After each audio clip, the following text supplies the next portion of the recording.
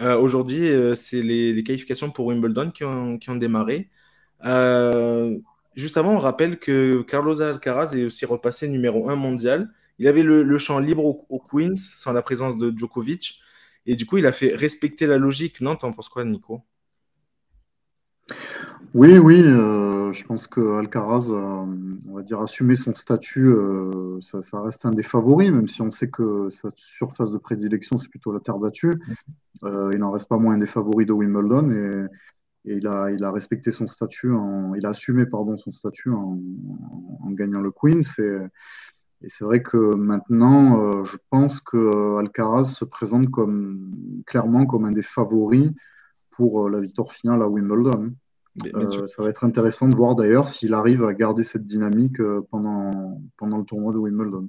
tu parlais du coup de ses surfaces de prédilection. On rappelle du coup qu'à 20 ans, c'est devenu le deuxième plus jeune joueur à remporter un titre sur chaque surface. Du coup, voilà, et c'est le deuxième plus jeune à le faire derrière Leighton Hewitt. Je crois que ça se dit comme ça. Nathan Hewitt, ouais. Mais est-ce que vous pensez que c'est assez pour faire quelque chose face à Djokovic? T'en penses quoi, toi, Greg? À Wimbledon?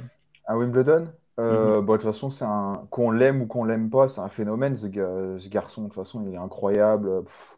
Hier encore, demi-heure fait un gros tournoi, mais il a pas, on va pas dire qu'il n'a pas existé, puisque il l'a pas allumé, mais bon, il le bat, voilà. Donc, il y a une personne qui lui a pris un set dans ce tournoi, c'est Arthur Rinderknecht au premier tour. Le reste, sinon, il les a battus. Voilà, Corda. Moi, j'étais le premier à dire Corda, pourquoi pas. Lui prendre un set déjà, et puis pourquoi pas même le taper, parce que Corda est vraiment un bon joueur aussi. Et au final, pas du tout, quoi. Il est vraiment très fort, c'est un phénomène. À Wimbledon, c'est compliqué, parce que Djokovic, il a cet objectif du 24e titre. Alcaraz n'a pas beaucoup non plus d'expérience sur gazon, c'est des matchs en 3-7.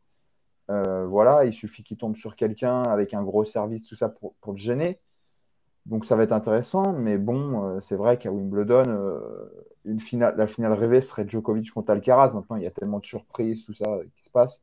Mais Mhm. c'est vrai que c'est un phénomène, ce garçon, c'est incroyable. Maintenant, Djokovic, je pense, est un peu au-dessus, même s'il n'a pas joué. Hein. Là, j'ai vu Et qu'il oui. commence à s'entraîner sur gazon. Mais ça va être intéressant. Ok. Mais ouais, à suivre Alcaraz, franchement.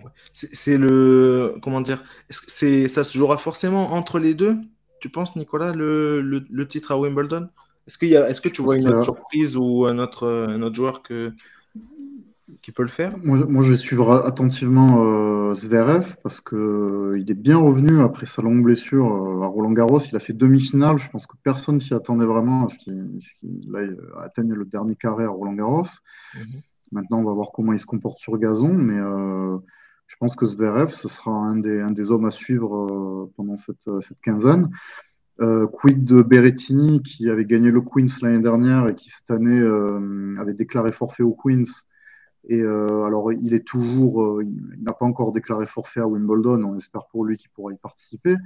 Mais Berrettini, qui est plutôt à l'aise sur gazon, pourrait aussi, pourquoi pas, aller loin. Mais on verra dans quel état de forme il Ah sera. oui. Ça sera vraiment la grande question qu'on va se poser. Et puis après, évidemment, alors je suis d'accord avec Greg sur Sébastien Corda, le fils de Petr, qui est vraiment un bon joueur et encore jeune, mais qu'il faudra suivre avec attention. Et sinon, toujours les Rune, Ruud, qui sont toujours dangereux et qui peuvent aller loin dans chaque tournoi du Grand Chelem. Donc, je pense que ça reste assez ouvert. Et avec évidemment le grandissime favori, Novak Djokovic, qui en plus est à l'aise sur gazon. Donc, à la base, on se dit, il y a rien qui doit l'empêcher de remporter son Ouais. 24e titre, mais il y a Alcaraz et puis il y a tous les noms qu'on a mentionnés avant qui peuvent aussi créer une surprise. Donc je pense que tout ce tournoi de Wimbledon va être très intéressant à suivre. Après, où est-ce qu'il est pas à l'aise, du coup, Djokovic? C'est plus ça la question. Où Ah est-ce bah, qu'il est c'est pas un à l'aise? phénomène aussi. Il y a Bublik aussi, il a gagné, c'est lui qui a gagné le tournoi de Halle. Rublev était en finale. Toi, tu penses enfin, à part eux deux, tu parlais tout à l'heure de la finale rêvée, mais toi, tu vois qui d'autre? Corda, tu penses que qui peut vraiment aller les titiller, mais ça veut dire quoi les titiller? Est-ce que c'est vraiment faire un gros gros Bah, match, les pousser en 4 en 5-7? Est-ce qu'il y en a un? bah, C'est compliqué. Bublik, moi je vais le suivre forcément parce que bah voilà, c'est. Mais Bublik, c'est ou tout ou rien, quoi. Donc là, à l'E, c'était son tournoi, hein. Je veux dire, il tape Choric, il tape Struff, il tape Zverev, il tape. Et en finale, il tape notre ami Rublev. Rublev.